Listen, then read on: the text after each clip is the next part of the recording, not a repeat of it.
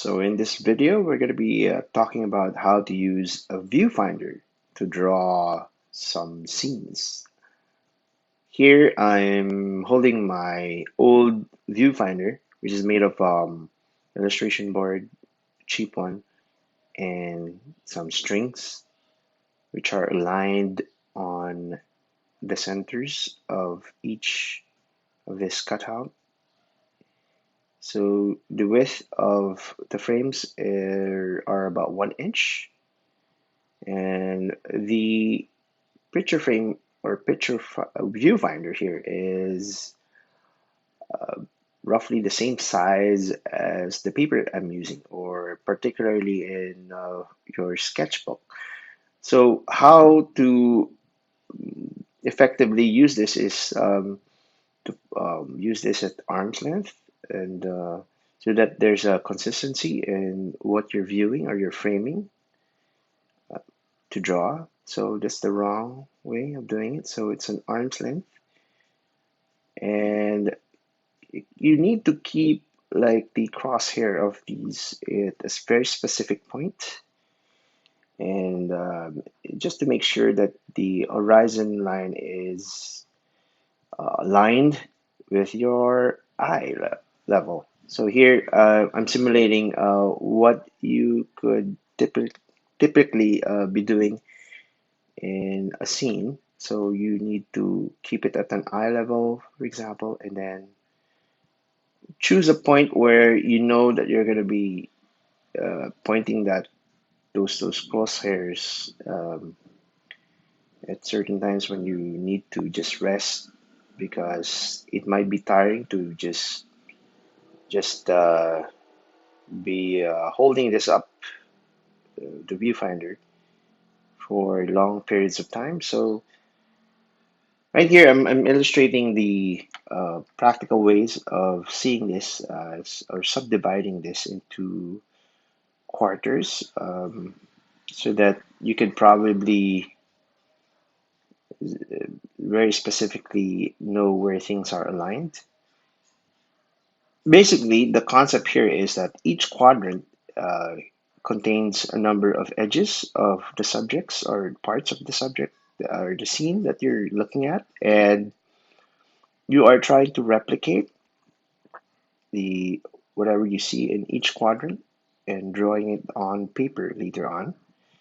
Right here, I'm just showing you the emphasis the some of the phenomenon that occurs when you're drawing in perspective is that parallel lines happen to have a vanishing point right along the horizon line, uh, because just because that this has multiple angles, they're not really consistent. So I'm just showing you some of the commonality in some of the edges here. And anyway, the purple line represents that things that I'm isolating, the objects or the shapes that I'm isolating, and so it's easier for me to later on draw all the other details. Um, it's just that, if you can draw these and identify them in penciling in the beginning, and you won't get really lost. So everything is in proportion, everything is in the same view as if you're seeing them um, with your own eyes, and representing them on paper. So just to keep in mind, this is the easiest way to do it.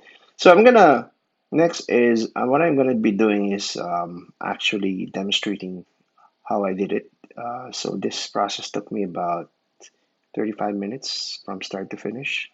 So the first thing that you need to do is coastline, or start doing light lines. And if you are using pens or ink, pen and ink, you need to sort of like make light lines by not applying too much pressure.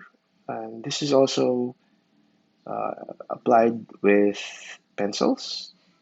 So I'm carefully doing this as per quadrant, or what I see here per quadrant. So the upper right quadrant, I'm doing what I see, and for example, that light well is rectangular in, but it's in a certain shape because it's in perspective. Here I'm illustrating now, identifying where the columns are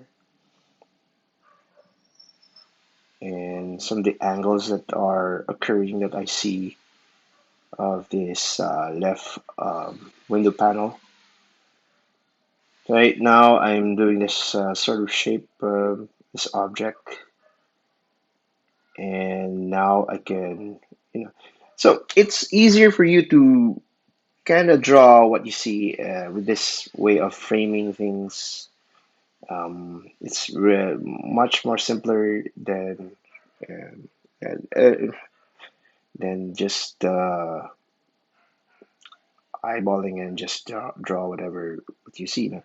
But uh, mind you, eventually, you may not need to use this every time.